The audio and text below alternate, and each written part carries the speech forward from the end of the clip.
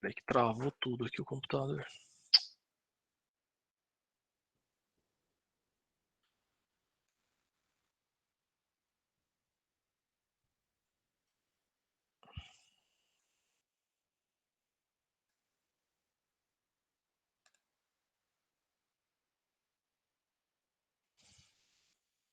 Tá, beleza.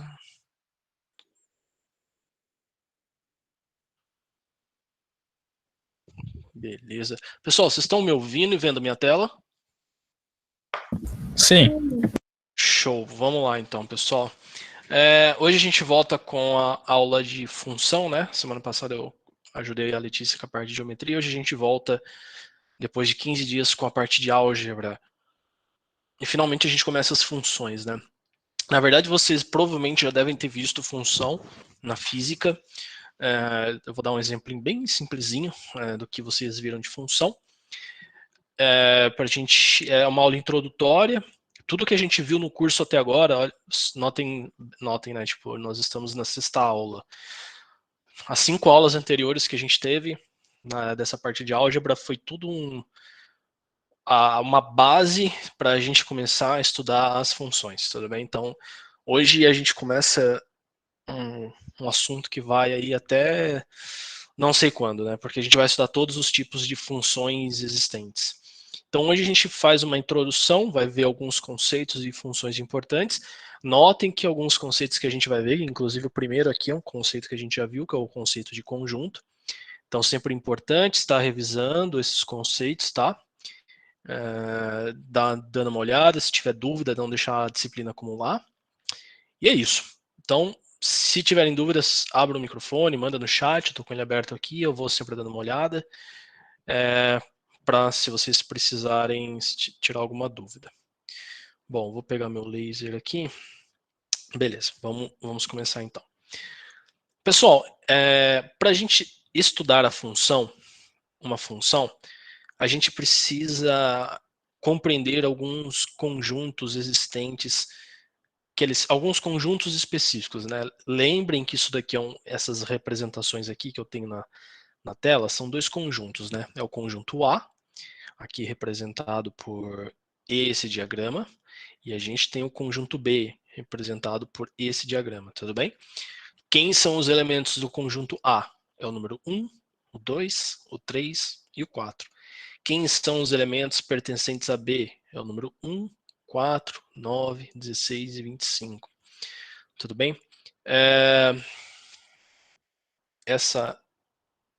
Por enquanto, esqueçam esse circulado laranja, amarelo que está aqui, tudo bem? Eu errei aqui na animação, esqueci de tirar ele. Bom, a gente tem esses 2 conjuntos, o conjunto A e o conjunto B. Esses conjuntos, a gente tem uma forma de a gente relacionar os elementos de cada um deles. Então, aqui eu estou apontando como a gente vai relacionar os elementos do conjunto A com os elementos do conjunto B. Quem faz essa relação é a função, tudo bem? Então, a função ela vai pegar os elementos de A e vai transformar nos elementos de B, tudo bem? Então, ela pega os elementos aqui, então ele vai pegar esse número 1, esse número 1 a gente vai jogar dentro da função e a função vai cuspir esse número 1. A função é como se fosse uma máquina, em que aqui entra a matéria-prima e aqui sai o nosso produto, tudo bem? Então, essa função ela é uma relação matemática em que a gente vai entrar com um número e a nossa função vai cuspir outro número para a gente. Então, aqui, por exemplo, se eu entrar com o número 2, a minha função vai devolver para mim o número 4. Se eu entrar com o número 3, a minha função vai me devolver o número 9. Se eu entrar com o número 4, a minha função vai devolver o 16. Agora, falando assim, matematicamente, acho que eu até falei isso há 15 dias atrás, acho que eu dei talvez até o mesmo exemplo. Qual que é a relação desses números? Como que eu consigo relacionar esse 1, esse 1, esse 2, esse 4, esse 3 e esse 9, e esse 4 e esse 16? Observação. A mesma relação que a gente usar desse 1 com esse 1, desse 2 com esse 4, 3 e 9, 4 e 16, tem que ser a mesma para todos. Essa função, ela relaciona os elementos de A com os elementos do conjunto de B. tudo bem? Então ela é uma relação que tem que funcionar para todo mundo. Vocês lembram como que a gente relacionava, por exemplo, esse 1 com esse 1, 2 com 4, 3 com 9? Qual que é a relação entre esses números? Um é y, função de x, e o outro é x. É quase. A gente não está chegando ainda nesse nível. Eu só queria saber numericamente como que eu faço para transformar esse 2 nesse 4, esse 3 nesse 9. Eleva ao quadrado. Exatamente, eleva ao quadrado. Notem que eu estou pegando cada elemento do conjunto A, eu estou elevando ao quadrado. Ó. 1 ao quadrado dá 1, 2 ao quadrado dá 4, 3 ao quadrado dá 9, 4 ao quadrado dá 16. Então, essa é a minha função. A função, basicamente, ela está pegando os elementos de A e está elevando ao quadrado e está cuspindo aqui em B. Tudo bem? Cada um desses conjuntos, eles vão ter um nome. Tudo bem? O conjunto A, a gente vai chamar de domínio. Então, esses nomes é bom vocês começarem a gravar. Tudo bem? A gente vai ver quem é o domínio. O conjunto B, ele é o contradomínio. E existe um terceiro conjunto, que é esse conjunto aqui que está em amarelo, que é o que a gente vai chamar de conjunto imagem, tudo bem?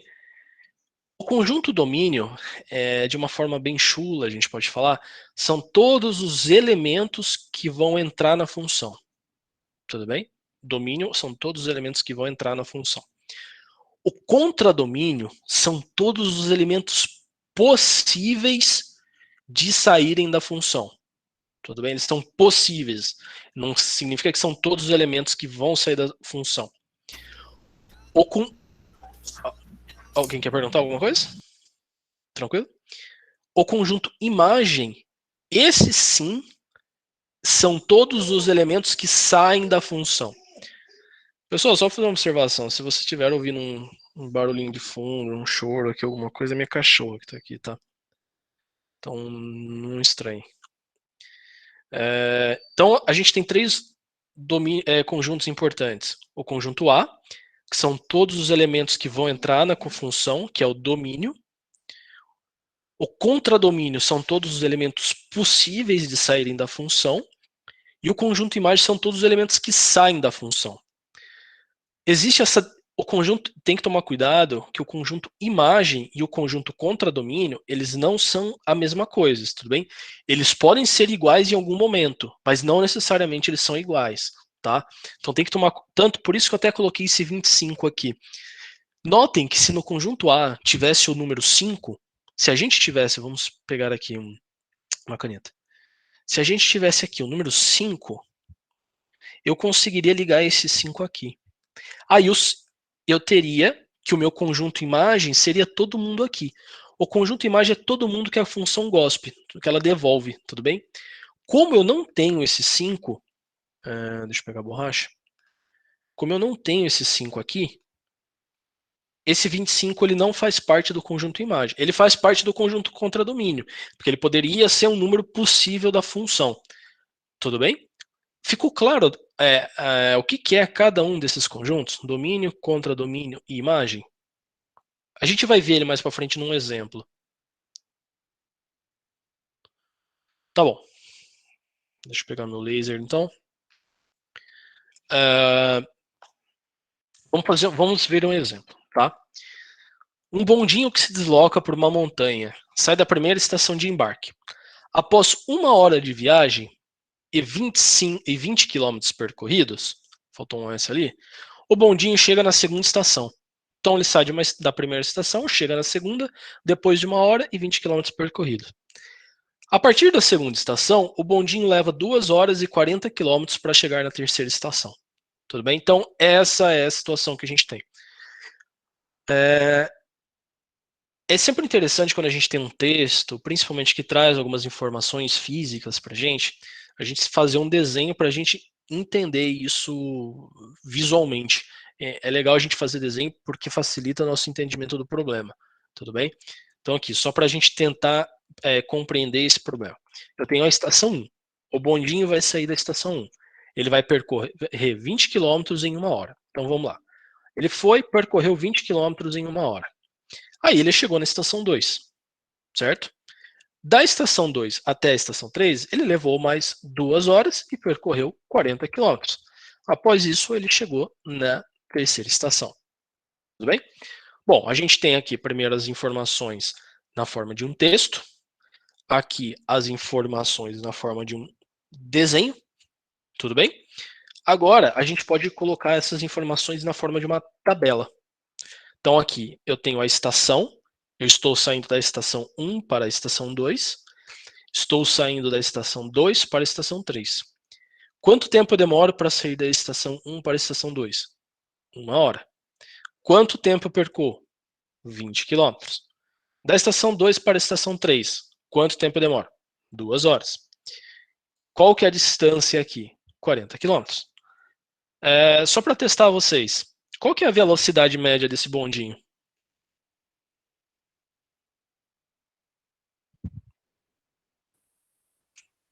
E aí, lá na física, Calma.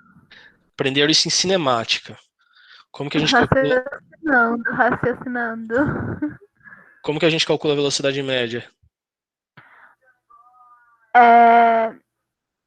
Pera, esse é movimento retilíneo? Ah, isso, delta Sim. S sobre delta V. Ai, meu pai. Esse é a fórmula básica da cinemática, né? Velocidade média, delta S sobre delta T. Quem é o delta S? O delta S é a distância percorrida de um ponto ao outro. Então, 20 quilômetros em quanto tempo? Em 1 hora. Então, qual que é a velocidade média desse bondinho? 20 quilômetros por hora. Tudo bem? Essa é a velocidade média. Se eu fizer essa mesma conta com 42 horas, vai dar exatamente 20 quilômetros por hora. Tudo bem? Pessoal, essa é uma equação muito importante, não pode esquecer. Certo?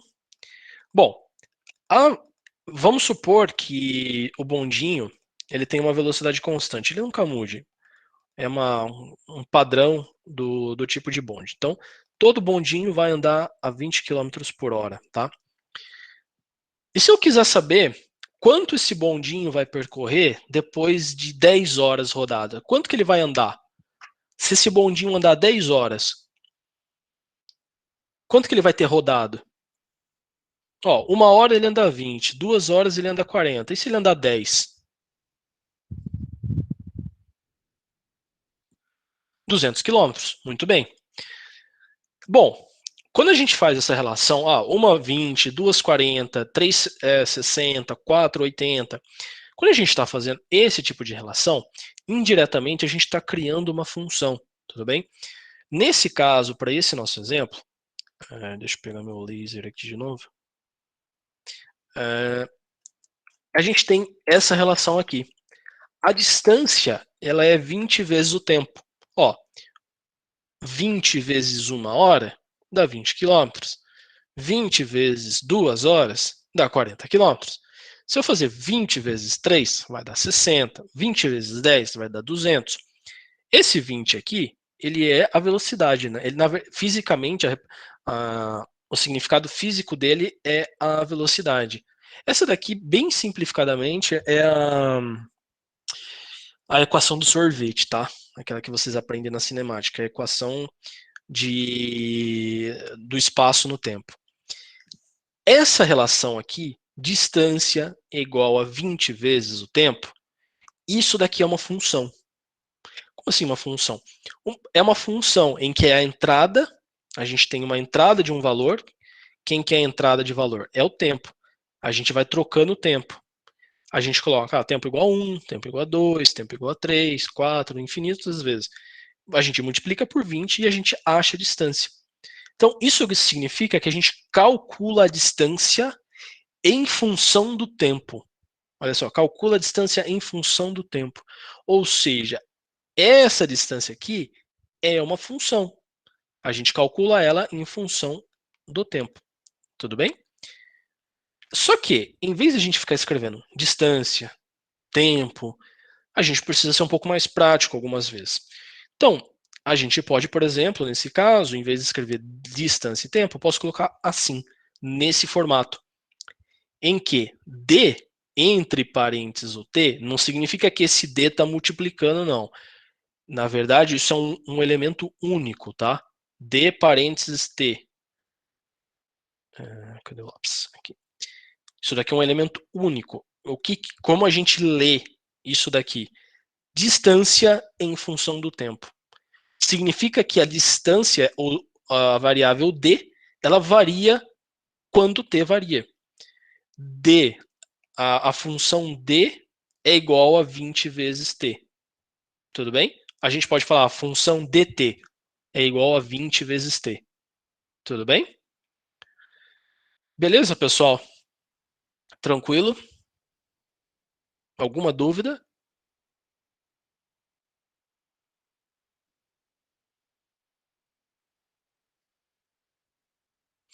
Beleza. Por enquanto, não. Então, beleza. Vamos continuar. Bom, representação de uma função. A gente viu que distância, para aquele nosso exemplinho, a gente podia representar dessa forma aqui. dt igual a 20 vezes t. Existe uma representação matemática que ela é mais comum, que nesse caso a gente tem uma historinha por trás, né? Que a gente tem o bondinho, tem a distância, é tempo, é velocidade, é quase um problema físico, né? Da física de cinemática. E na matemática, a gente muitas vezes trabalha com números puros, sem nenhuma historinha por trás. A gente simplesmente usa a função x, y, enfim. Como que a gente representa isso matematicamente, sem nenhuma historinha? Bom, aqui a gente tem um exemplo em que eu tenho minha função f de x é igual a 2 vezes x mais 1. Ou seja, o f que está em função de x, ou seja, essa função, vou ser redundante, essa função que está em função de x é igual a 2x mais 1. Tudo bem? Como que isso funciona? Vamos ver um exemplo aqui. O que eu posso fazer? Eu vou pegar essa tabelinha que eu mostrei para vocês aqui. Notem que eu tenho uma coluna que é o x. Nessa coluna do x, eu vou variar o x. Ó. Peraí. Deixa eu tirar isso daqui, senão vai ficar parecendo menos. Menos e mais. Eu vou variar o x. Ó. Eu faço menos 1, eu faço x0, x1, x2 e x3. O que eu vou fazer? Eu peguei esses números aleatoriamente. Poderia ter pego menos 2, menos 3, 10, 1000, enfim, poderia ter pego qualquer número, tudo bem?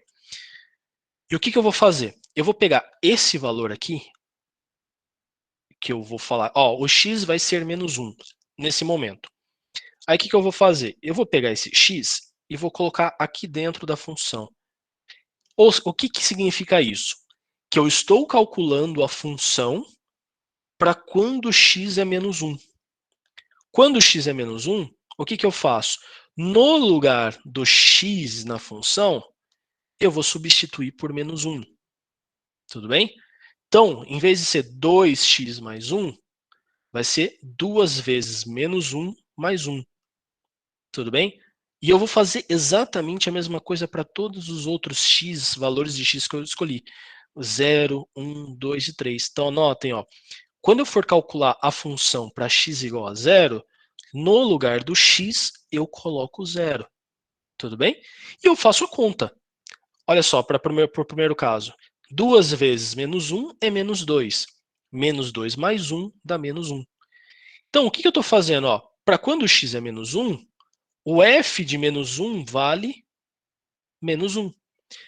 Para quando o x é 0, o f de 0 ele é igual a 1.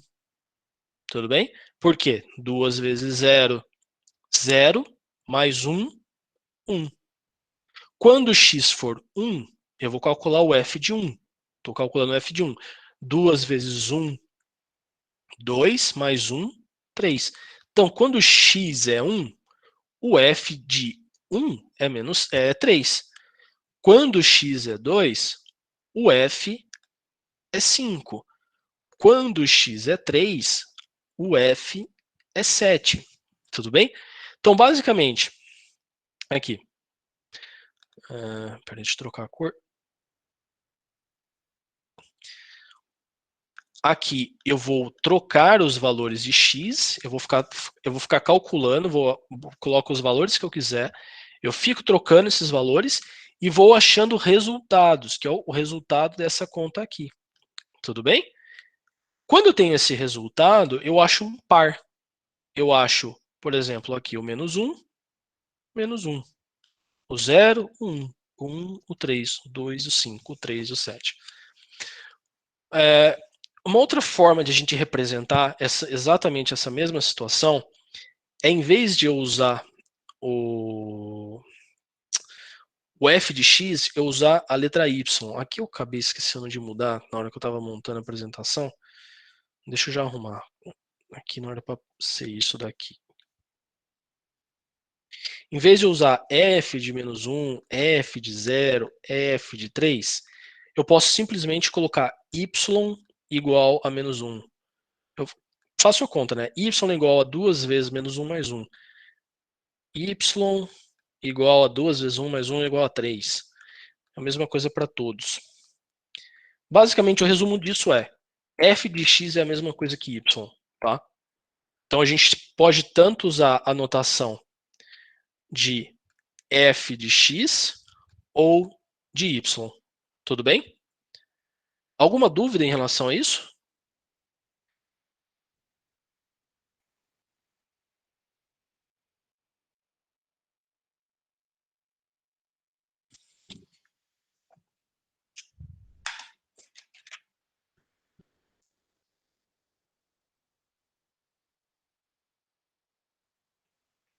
Pessoal, tranquilo?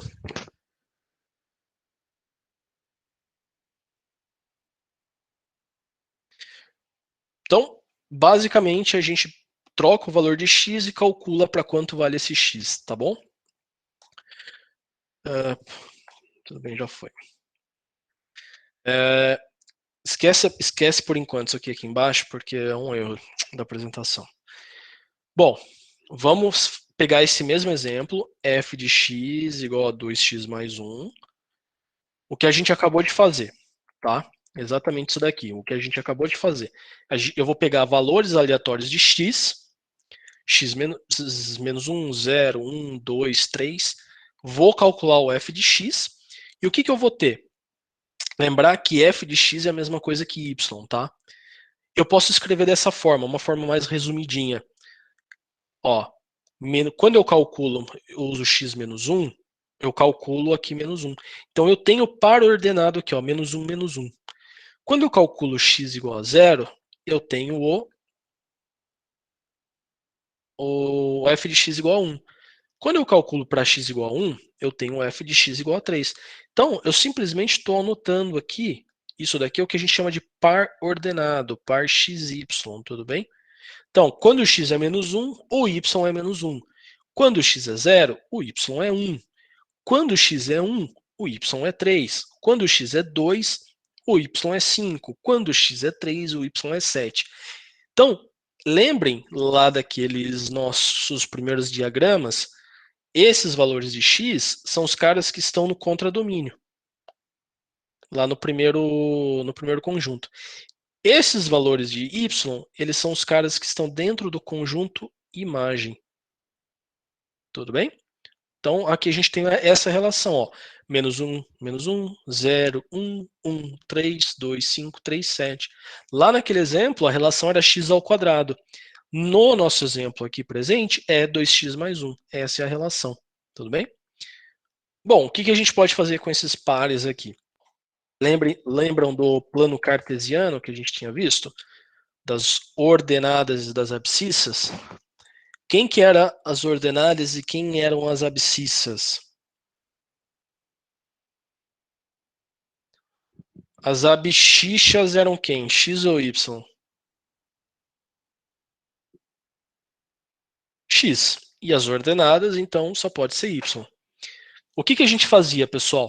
A gente pegava os pontos eles são caracterizados por um valor de X e por um valor de Y, certo? Então, por exemplo, vamos pegar aqui o nosso primeiro ponto, esse primeiro ponto aqui, ó. A gente vai pegar esse primeiro ponto, que é x igual a menos 1 e y igual a menos 1. Então, ó, aqui a gente tem o menos 1, tá aqui.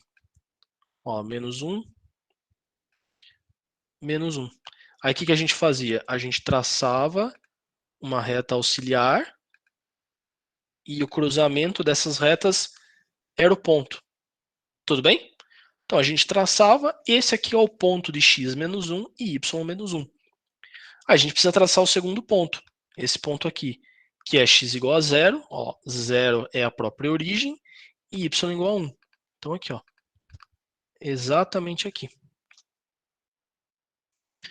Vamos fazer a mesma coisa para o terceiro ponto, em que x é igual a 1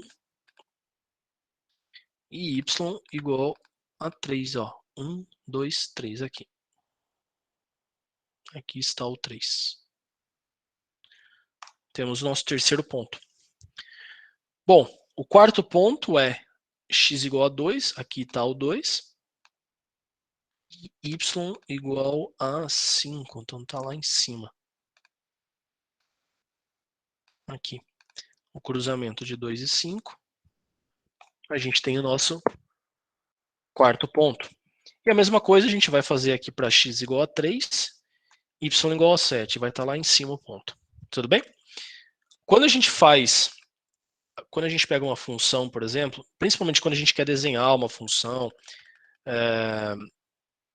representar ela num gráfico, o que a gente faz normalmente? A gente pega valores aleatórios de x, calcula a nossa função e coloca num gráfico. Porque aí os pontos que a gente colocou, eles vão dar uma certa noção para a gente de como é o gráfico dessa função. Então, ó, a gente colocou esses 5 pontos que a gente calculou.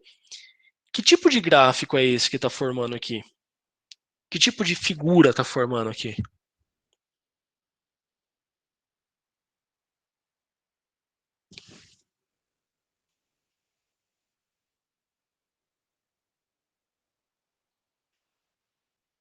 Né, pessoal? Se eu começasse a pegar infinitos pontos, isso, exatamente, uma reta.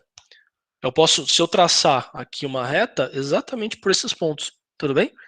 E essa reta, que agora sim deveria aparecer, ela é caracterizada por fx igual a 2x mais 1. Toda essa reta vermelha é a nossa função, é a representação da nossa função. Ah, mas por que uma reta? Porque é o seguinte, eu posso pegar infinitos pontos aqui. Por exemplo, ó, entre o 0 e o 1, existem infinitos pontos aqui. Se eu pegar esses infinitos pontos e calcular a função, eu vou achar vários pontinhos aqui dentro da função. Aqui, ó, se eu pegar, por exemplo, o meio. Se eu calcular o meio, fazer para x igual a meio, vamos fazer essa conta, só para vocês verem. Se o x for meio, 0 e 5. Estou escrevendo com o mouse, por isso que a letra está horrível. A letra já é feia, vou escrever com o mouse. Se o x for 5, meio, quanto vale o y? 2 vezes meio mais 1. Quanto que dá 2 vezes meio? 2 vezes meio dá 1. Mais 1. Então, quando x é meio, quanto vale o y? 2. Ó, o meio está aqui. 0,5. Então, se eu vier na reta, ó, exatamente aqui na reta, eu vou chegar aqui, ó, y igual a 2. Tudo bem? A reta, ela muitas vezes ajuda a gente a descobrir valores de y no próprio gráfico aqui. Beleza, pessoal? Alguma dúvida, alguma coisa que vocês queiram perguntar, não entenderam?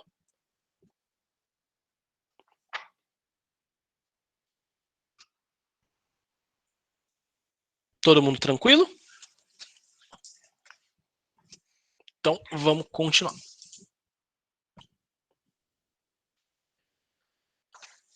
Espera aí, pessoal, rapidinho.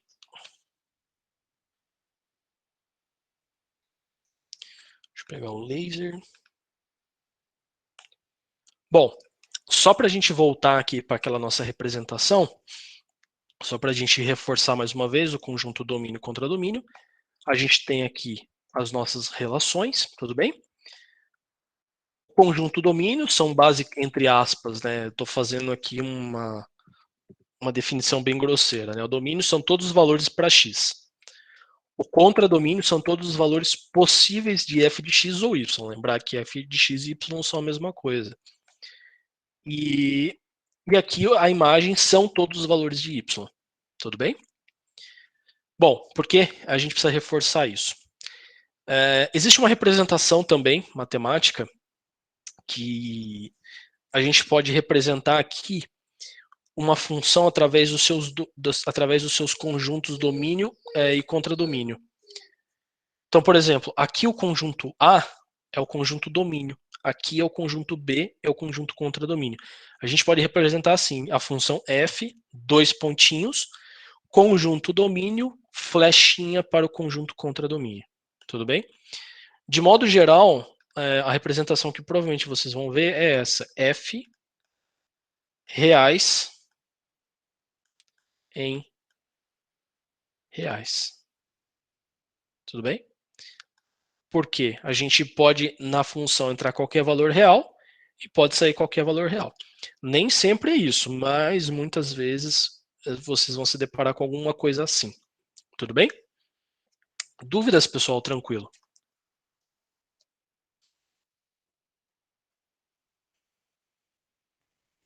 Bom, se não temos dúvidas, continuando. Pessoal, existem alguns tipos de funções, existem 3 tipos específicos que a gente vai dar um nome para essas funções, tá?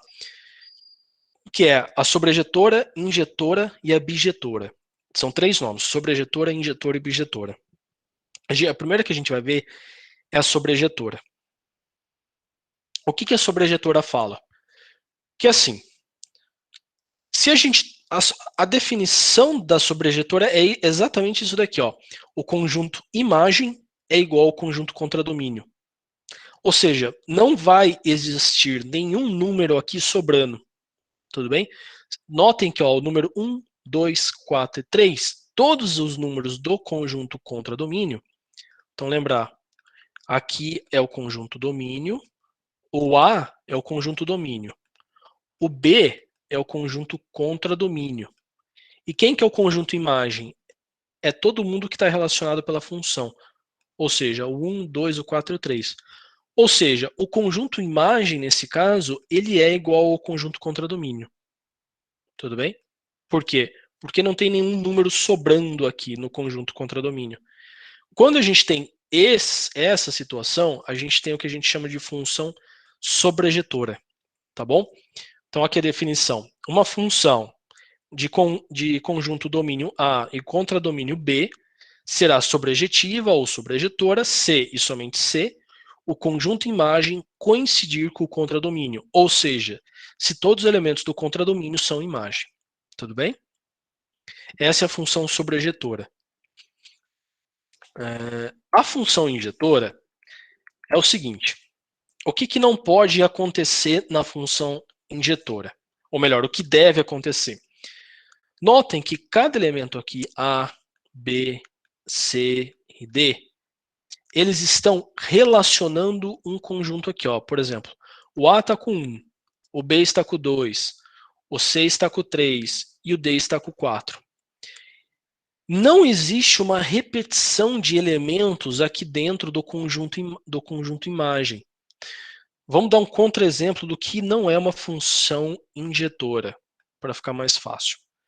Vamos imaginar que eu tenho o elemento A, o elemento B e o elemento C. E eu tenho aqui no conjunto contradomínio o número 1, o número 2.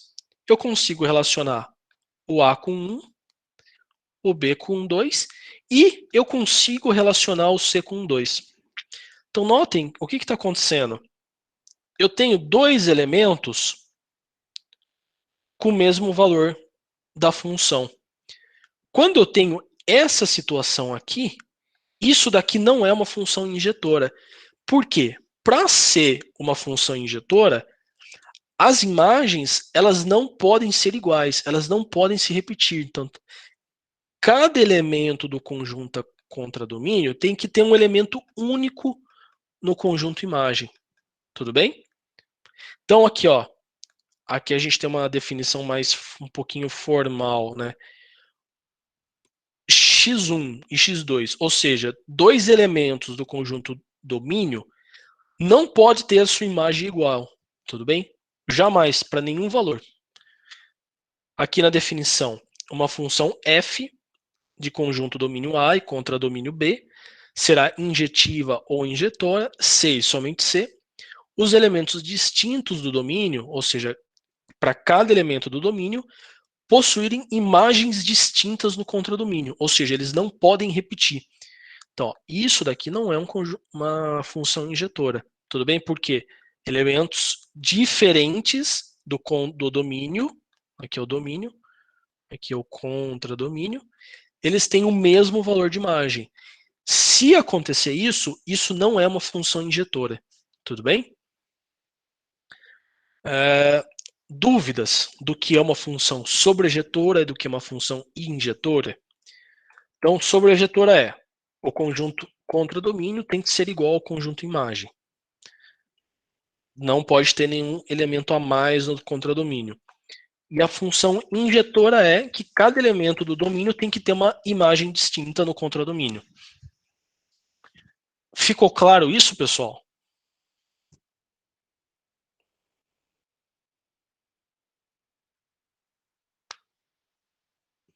Alguém tem alguma dúvida? Não ficou entendido o conceito de função injetora e sobrejetora?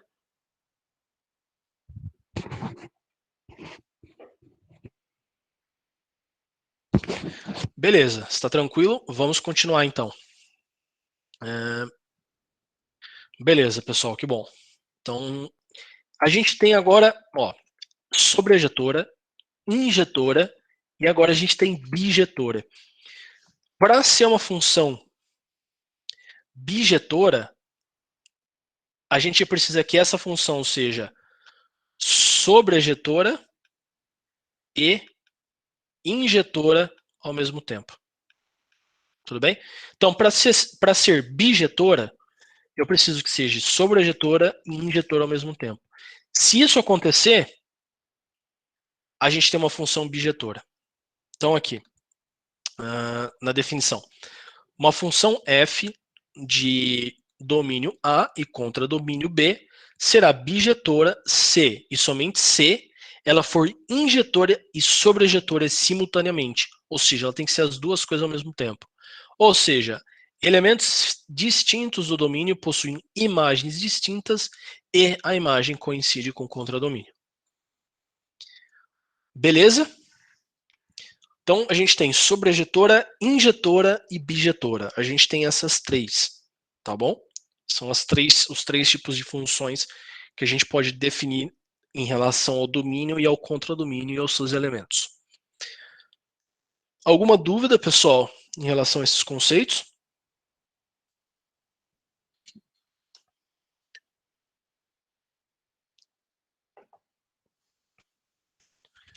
Beleza. Se vocês não têm dúvida, vamos lá. Na avaliação que vocês fizeram dos professores, algumas pessoas falaram que a aula precisava um pouco mais de exemplos, né? E assim, eu concordo completamente com vocês. Eu vou tentar nas próximas aulas, sempre que eu dar algum conceito, trazer mais alguns exemplos para a gente poder praticar. É que muitas vezes o tempo é muito curto e a gente tem tanta coisa para passar e a gente acaba não conseguindo fazer uma certa discussão, tá? Sempre que eu puder, sempre que a gente tiver um tempinho, eu vou sempre tentar trazer uns exercícios para a gente poder resolver e discutir. Mas também fiquem à vontade se vocês tiverem alguma dúvida em algum exercício que vocês estão fazendo, tá? Eu não sei se está tendo aula com o Gabriel também durante a semana, se ele está resolvendo exercícios das disciplinas com vocês. Acho que esse era o objetivo até. Mas enfim, vamos tentar fazer um exercício aqui.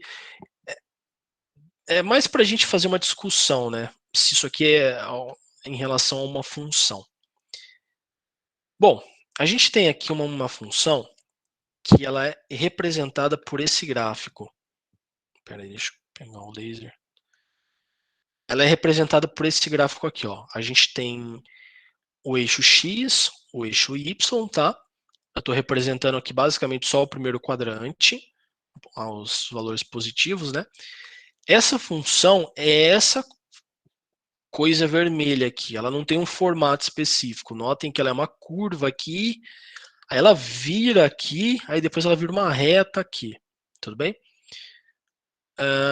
Aí a gente vai responder essas perguntas. Ó, observe o gráfico da função f e a seguir e julgue como verdadeira ou falso as afirmações a seguir. Então a gente vai julgar. A primeira aqui, a primeira expressão que a gente precisa ver se é verdadeira ou falsa. A função f é uma função injetora? O que significa uma função injetora, pessoal? Vamos voltar rapidão. Injetora, que não, os elementos de x não podem repetir os elementos de y. Lembrem que esses caras aqui eles representam x e esses caras os valores de y. Uma função injetora não pode repetir os elementos de y. Cada elemento de x tem que ter um valor de y distinto. E aí, vocês acham que essa é uma função injetora ou não é?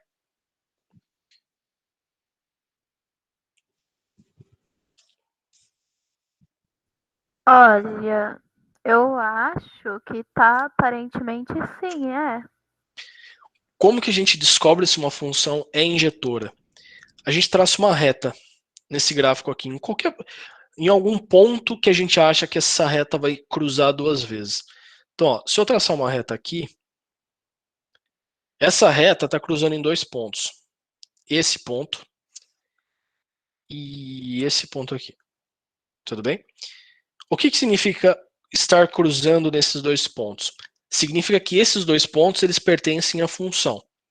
Esses dois pontos eles têm imagem igual a 6. Ó. O y desses dois pontos, aqui, ó, é igual a 6.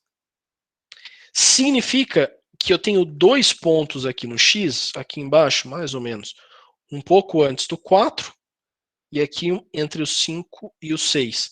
Existem dois valores de x diferentes, então, por exemplo, x1 e x2, em que eles têm o mesmo valor de y, que é igual a 6. Se eu tenho dois valores de x diferentes, ó, é esse caso aqui, o valor de x e o valor de y. Se eu tenho dois valores de x e um único valor de y, isso daqui não é uma função injetora. Tudo bem? Então, a função é uma função injetora? É falso. Ela não é uma função injetora. Por quê? Se a gente conseguir traçar uma reta e essa reta cruzar em dois pontos, não é uma função injetora. Ah, mas e se eu traçar uma reta aqui embaixo no 2? Beleza. Para esse valor de y, não tem nenhuma repetição. Mas existem infinitos outros valores, ó, que eu consigo fazer que eu consigo traçar em dois pontos. Se em qualquer lugar do gráfico da minha função eu conseguir traçar uma reta e ela cruzar em dois pontos, isso aqui não é uma função injetora, tá bom? Ficou claro isso? Tem como apagar tudo de uma vez? Ficou. Beleza. Então vamos colocar aqui. Essa aqui é falsa. O ponto 03 pertence a f, ou seja, Sim. x igual a 3, y. Pertence. Isso, pertence, está aqui, né? X igual a 0, y igual a 3. Está aqui, exatamente esse ponto roxinho aqui. O ponto 7 de x, 7, y5 pertence à reta. Ó, x7. Então, se a gente pode traçar. Não. X não pertence, ó. x7 e y5. É aqui, ó. Esse ponto deveria estar aqui. Então, é falso. Ele não pertence à função. Ele está fora. da nossa linha vermelha. O ponto F de abscissa 3 tem ordenada maior que 7? Então, o ponto F de abscissa 3, aqui, abscissa 3. Ou seja, esse ponto aqui, ó. Tá aqui. Ele tem ordenada maior que 7? Qual que é o valor do y para esse ponto? Eu não sei exatamente qual é o valor desse y, mas eu sei uma coisa, ele está entre 4 e 5, certo? Então, por exemplo, 4,3, 4,4, não sei.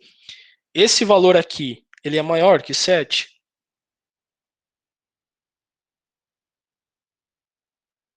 Não, não é. Né? Ele é menor que 7. Falso. Bom,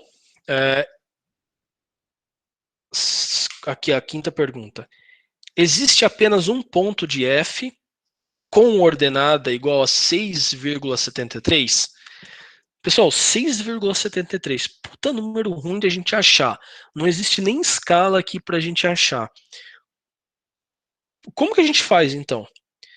Bom, ele está perguntando, ó, existe apenas um ponto de f com essa ordenada, ou seja, com essa imagem. 6,73 está aqui mais ou menos. Não sei, pode ser um pouquinho mais para cima, um pouquinho mais para baixo, mas está mais ou menos aqui. Então notem que se eu passar uma reta aqui, vai cruzar em 2 pontos. Ah, mas e se for um pouquinho mais para cima, um pouquinho mais para baixo?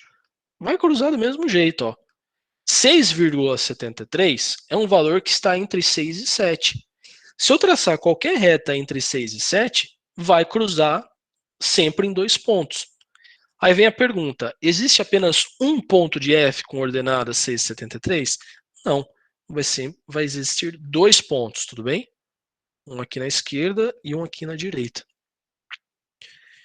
Não existe nenhum ponto, aqui o 6, não existe nenhum ponto de f com ordenada maior que 7. Não existe nenhum ponto de f com ordenada maior que 7. Ou seja, existe algum valor de y que seja maior que 7? O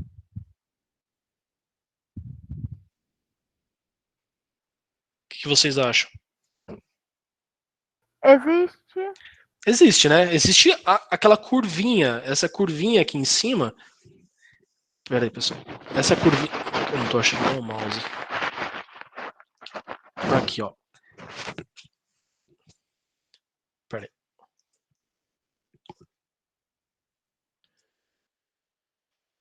aí.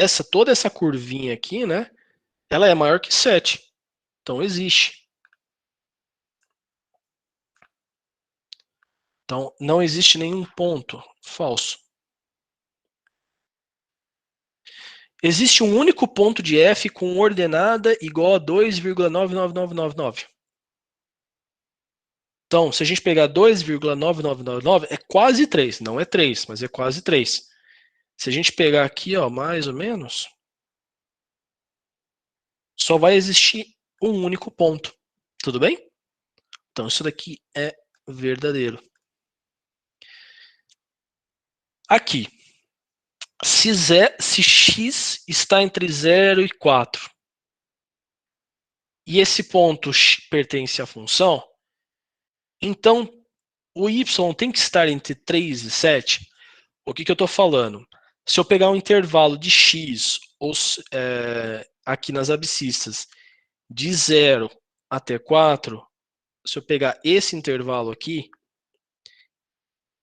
o intervalo de y vai estar entre 3 e 5, ou seja, entre 3 e 5, ó. Se eu puxar aqui, ó, é esse intervalo aqui, ó. Eu acho que não. Porque, tipo, passa um pouquinho. Então aqui, ó, de 0 a 4, o y ele varia de 3, aqui é o y de 3 até, sei lá, é que eu fiz a reta meio torta aqui, né? Até mais ou menos 7, até 7, né? Então até 7. Então varia, né, pessoal? Ó, se o x ele está entre 0 e 4, o y de qualquer elemento desse intervalo vai estar entre 7,3. Exatamente isso. Então tá correto. Isso daqui é verdadeiro. Agora, se x está entre 3 e 7, então y está entre 3 e 5? Pô, eu perdi tudo. Ah, tudo bem, já foi. Aqui, ó. Se x está entre 3 e 7 agora. O x está entre 3 e 7. É esse intervalo de x. Então a gente está fazendo isso daqui, ó. Se x está entre 3 e 7. Então, y está entre 3 e 5? 3 e 5 é esse daqui. Não. Tá aqui, ó. 3 Oh, não. e 7. O que vocês acham? Ó, então ele estaria aqui.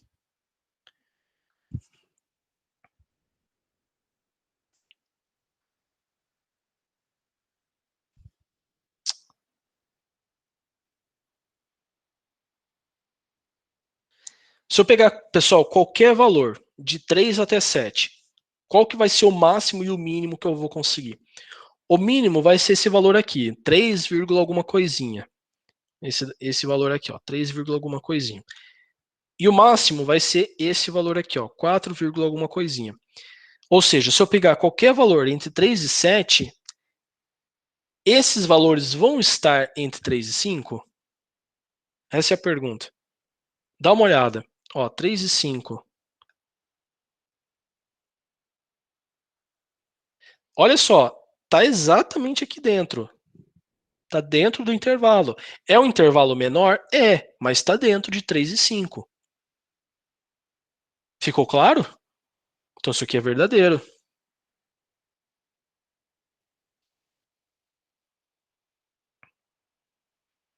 Tudo bem? Dúvidas em relação a essa?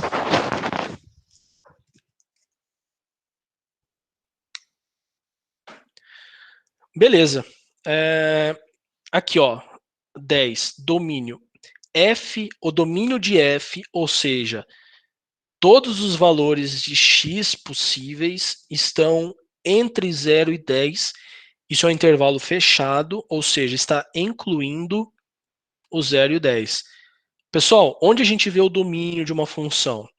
O domínio são todos os valores de x. Tudo bem? Domínio são os valores de x. O que eu estou perguntando, os valores de x estão entre 0 e 10? Da onde até onde? Só andando pela reta do x. Então, ó, imagina que a gente vai andar pela função, só que só andando pela reta, ó, aqui embaixo do x. Então ela começa aqui, ó, em 3 e o x de 3 é 0. E até onde ela vai? Ó, ela vai andando, vai, sobe, sobe, sobe, aí começa a descer, descer, descer e chega lá embaixo. E qual que é o último x dela? Aqui. 10. O 10. Então, o domínio dessa função é do 0 até o 10, incluindo o 0 e o 10. Por quê? Porque notem que os extremos, quem são os extremos? Os extremos são o 3, aqui, perdão, esse é o y, é y3. Mas aqui, ó, o ponto 0, 3 e até o ponto 10, ou seja, são intervalos fechados. Isso daqui é verdadeiro. Tudo bem? Uma função só tem um único domínio, então isso daqui é falso. Porque o 0 e o 10 estão incluídos dentro da função. Aqui agora o 12. Se a imagem tá, isso que ficou meio confuso, mas a pergunta é: quem é a imagem dessa função? A imagem é isso daqui? Ela varia do menos 2 até o 8? Lembrar que a imagem são os valores para y. Da onde até onde a imagem vai?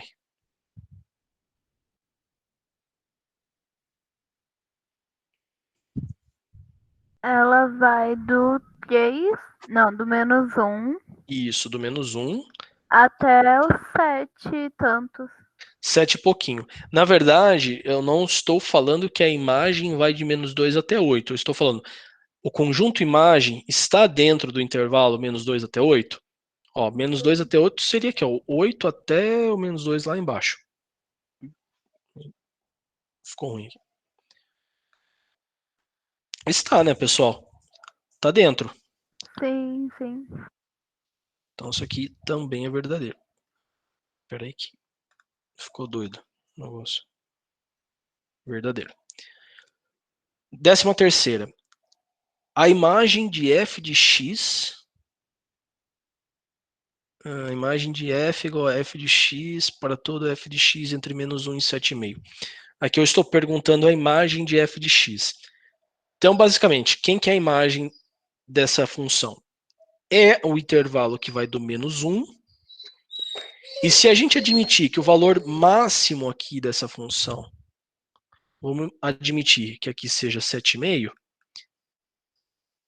o valor dessa função, a imagem dessa função varia do menos 1 até o 7,5. Então isso daqui também é verdadeiro. Tudo bem? Dúvidas, pessoal? Ah, por enquanto não. Bom, os últimos aqui. Quando o f de 4 é igual ao f de 5, o que significa isso? Quando x for 4, quanto vale o y de 4? Vale 7, ó. Tá aqui, ó. Se a gente puxar a reta aqui, ó, 4. E é igual ao f de 5? Sim. Sim, os dois têm o mesmo valor, que é igual a 7. Então é verdadeiro. F de 3 é igual a 0? Não. Não. Não é. Aqui é uma pegadinha, né? O f de 3 é esse cara aqui, ó, o x, que eu tenho que puxar até a reta. É aqui, ó. F de 3 vale 4, alguma coisinha. 4,4, sei lá. Então isso daqui é falso. Dúvidas, pessoal? Ah, por enquanto tá de boa. De boa, beleza. Vamos para a próxima, então. Bom, aqui é só para a gente verificar novamente, para a gente falar. Vamos fazer só. Vamos fazer a. Vamos responder tudo, vai. Observe o gráfico da função do conjunto A, o conjunto A, que é o domínio, o conjunto B é o contradomínio a seguir, em que o conjunto A ele é formado aqui pelos elementos menos 3, 0, 4 e 8, e o conjunto B, menos 2, 0, 1 e 5.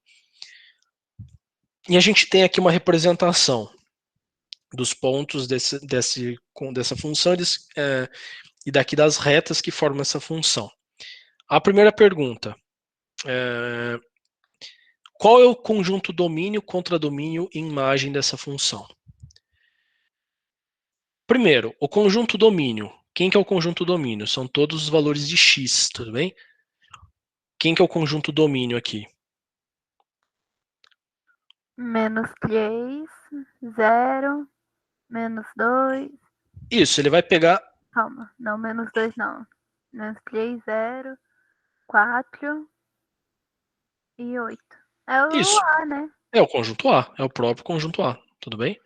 Então, aqui, o domínio é o próprio conjunto A. Quem que é o contradomínio?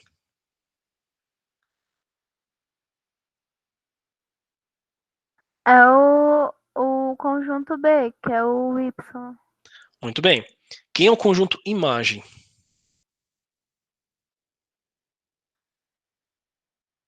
A imagem vai ser... Aí os pontinhos aqui, peraí. Vai ser 0, 0, 5, menos 2 e 8. Não, e 8 não, e 1. 0, 1, 1? 5. Onde 1? Aqui, ó. Ah, tem que pôr na ordem, né? Na verdade, tanto faz. Tanto faz a ordem. E menos 2. É o próprio... A coisa do conjunto B. Exatamente, é o próprio conjunto B. Onde a função é positiva, onde a função é negativa, onde a função é nula. Isso é muito importante, pessoal. Saber isso. Onde a função é positiva? Positiva é onde o y é positivo. Ou seja, todo mundo que está daqui para cima é positivo. Todo mundo que está daqui para baixo é negativo. Tudo bem? Então, onde a função é positiva? A função é positiva aqui, ó. Do menos 3 até o 2 e pouquinho, né? Tá entre 2 e 3. E onde ela é negativa? Ela é negativa aqui. E depois ela fica positiva de novo. Tudo bem? Então ela é positiva nesses pedacinhos, ela é negativa aqui embaixo e positiva aqui. Agora, a pergunta, onde ela é nula? A função é nula onde ela corta o eixo x. Então, aqui, ó, esses pontos aqui que eu estou marcando é onde a função é nula. Tudo bem? Exatamente no x. Esses pontos que eu estou marcando onde a função é nula são as raízes da função. Tudo bem? A gente vai ver isso na próxima aula. Mas só para apresentar. Sempre onde a função é nula, esse valor de x representa a raiz da função. Tá bom? A função é injetora? Não, não é injetora, porque se eu traçar uma reta aqui, vai cruzar em dois pedaços, tá vendo? A função, ela é bijetora? Sim, porque o nosso conjunto imagem é igual ao nosso conjunto contradomínio. Então, a função é injetora? Não. A função é bijetora? Sim, porque contradomínio igual a imagem. A função é sobrejetora? Não, porque ela precisa ser injetora e bijetora ao mesmo tempo. Tá bom? Dúvidas, pessoal?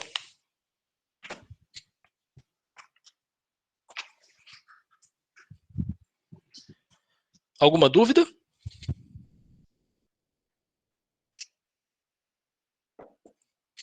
Tá. Eu não vou fazer todos, porque acho que tem 5 minutos para acabar a aula. Eu só vou tentar. Acho que talvez dê para fazer todos. Por favor, tirem uma foto. Deixa eu ver se eu consigo, na verdade, fazer aqui em cima. Não, acho que eu não vou conseguir fazer. Tirem uma foto dessa página, por favor.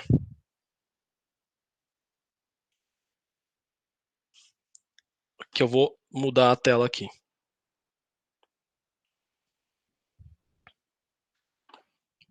Tiraram? Posso mudar? Já tirei.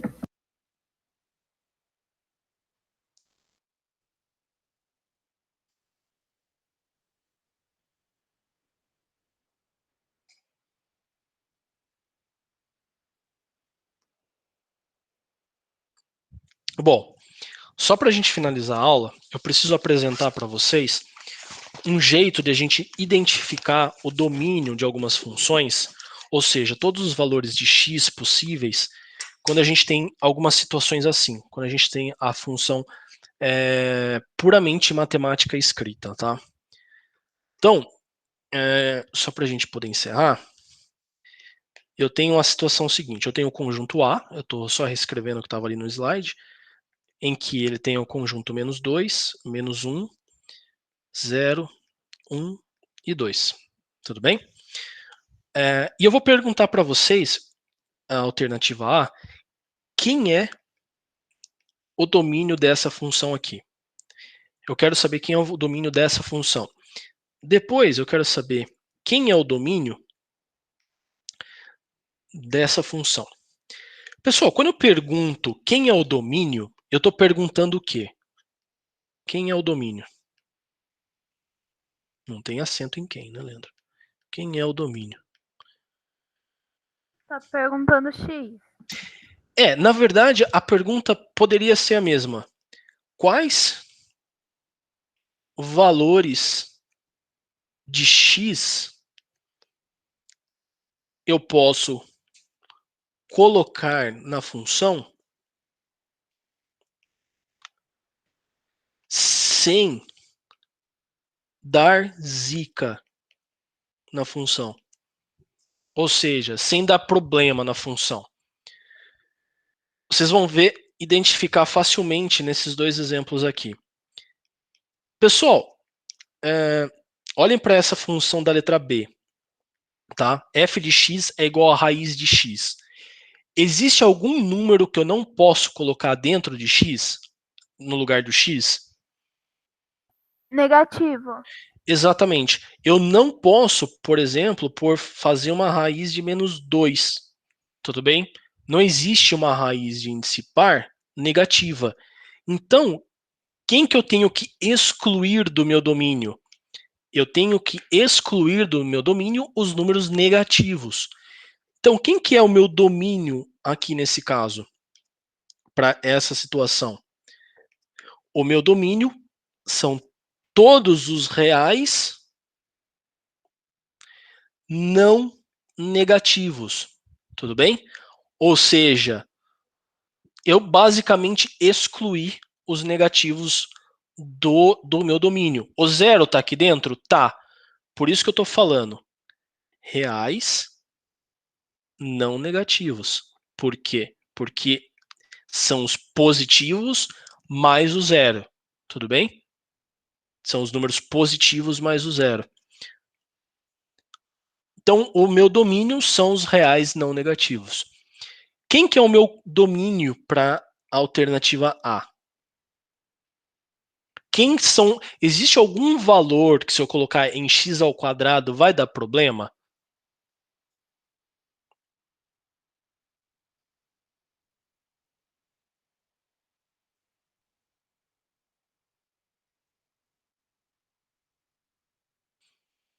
Você pode repetir, por favor, professor? Posso. Eu deletei aquele conjunto A porque, na verdade, era uma outra coisa. Esqueçam ele por enquanto. Vamos trabalhar com todos os números possíveis aqui. O domínio, quando a gente vai determinar um domínio, a gente tem que, assim, de modo geral, o domínio de uma função, alguma coisa, se não tiver um intervalo delimitado, igual a gente estava vendo ali nas funções ali atrás, que eu já tinha o desenho, a função começava e terminava ali. Tudo bem? Então, assim, o domínio são os valores de x. De modo geral, a gente pode usar qualquer valor de x. Então, a gente já parte do princípio que o domínio são todos os reais. Então, a gente já parte do princípio que o domínio são todos os reais. Aí, o que a gente faz? A gente tem que olhar para a função e ver se ela dá algum problema. Tudo bem? Então, por exemplo, essa função aqui, ela não pode ter número negativo. Então, eu tenho que tirar o número negativo. Existe mais algum número que vai dar problema? Não. Se não existe mais nenhum número que vai dar problema além dos negativos, quem que é o domínio aqui? É o domínio dos reais não negativos, ou seja, são os números positivos e o zero. Tudo bem? Porque o zero, eu posso ter raiz de zero. Raiz de zero é zero. Tudo bem? Isso não é um erro matemático. Eu tenho que excluir todos os números que vão dar um erro matemático. Por exemplo, x ao quadrado. Existe algum número que se eu trocar no lugar do x ao quadrado vai dar erro? Olha, eu acho que não. E achou certo. Não tem. Não tem nenhum número que se eu colocar aqui dentro vai dar um problema matemático. Vamos fazer um outro exemplo aqui. Um exemplo C. Na verdade é o exemplo E aqui, mas tudo bem, vou chamar de C. E se a função for... Peraí. Que deu um probleminha aqui na UZI. E se a função for isso daqui? 1 sobre x. Existe algum valor que eu não posso colocar no lugar de x? Por exemplo, número negativo. Pode ser número negativo ali? Pode. Pode ser um número natural, real, racional? O que não pode ir ali no lugar do x? Eu acho que não pode uma raiz, né? Rai... Tipo, raiz. Tipo raiz de 3. Pode, a raiz pode, não tem problema a gente ter uma fração com raiz. Não. O Newton falou no chat, não pode ser zero. A gente não pode ter nenhuma divisão por zero, não existe isso daqui. Tudo bem? Então, quem que é o domínio nesse caso? A gente tem que fazer que o domínio são todos os reais, excluindo o zero. A gente põe um asterisco. Vamos fazer o contrário. Eu vou pôr o asterisco em cima e o sinal embaixo. Melhor. Ou seja, quando eu faço um asterisco, eu estou excluindo o número zero do meu domínio. São todos os reais, exceto zero. Tudo bem? Vamos fazer um último exemplo para encerrar? Vou fazer um exemplo D aqui, que é, por exemplo, f de x é igual a 1 sobre raiz de x. Quem que é o domínio dessa função? Porra, não apareceu para vocês. Apareceu agora. Quem que é o domínio dessa função? São todos os reais, exceto quem, nesse caso? São todos os reais, exceto zero, porque a gente não pode ter zero no domínio e não pode ter número negativo. Então, nesse caso, o domínio são todos os números positivos. Só pode entrar no lugar de x número positivo. Tudo bem? Pessoal, ficou claro essa questão do domínio? Como a gente acha os valores de domínio? Basicamente, achar o valor de domínio a gente tem que ver qual o valor de x que se eu colocar na função vai dar problema. Se der problema, eu não posso usar, tá bom? Aí eu tenho que tirar do valor do meu domínio. Senão é basicamente todos os reais que a gente vai trabalhar. Alguma dúvida, pessoal? Ah, por enquanto não. Bom, deixa eu ver aqui no material, só para eu encerrar a aula, na apostila, os exercícios que vocês já podem fazer. Que vocês já podem partir para o capítulo 2 já, para fazer os exercícios.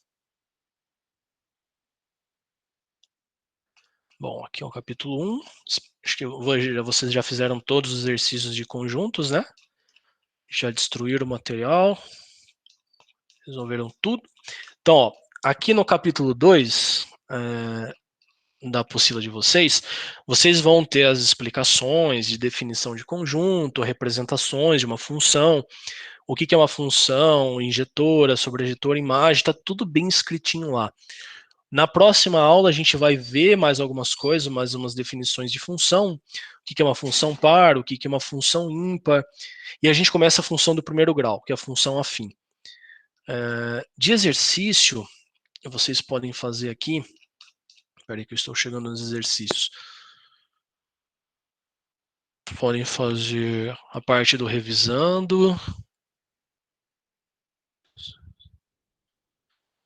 exercício 1, 2, 3. Ó, vocês podem fazer até o exercício 14, tá? Vocês vão lá na parte de exercícios propostos, que é a página 39, começa na página 39 da apostila 1 de matemática, exercícios propostos, exercício 1 ao exercício 14. Vocês têm 15 dias para poder resolver esses 14 exercícios, tá bom?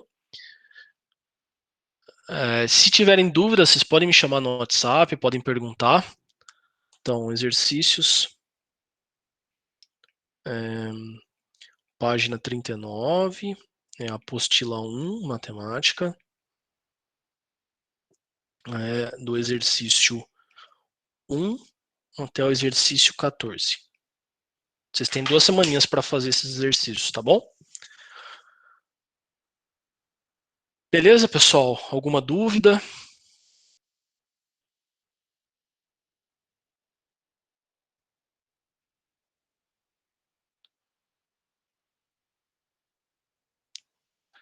Tranquilo?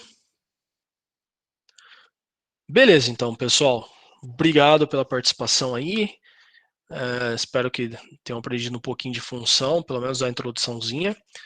Próxima aula a gente termina mais algumas coisinhas e começa a função afim, que é a função do primeiro grau, a função da reta, tá bom? E se der tempo a gente já começa a parábola. É isso. Pessoal, obrigado então. Vou encerrar a aula aqui. Eu acho que o Gui vai entrar então. É isso.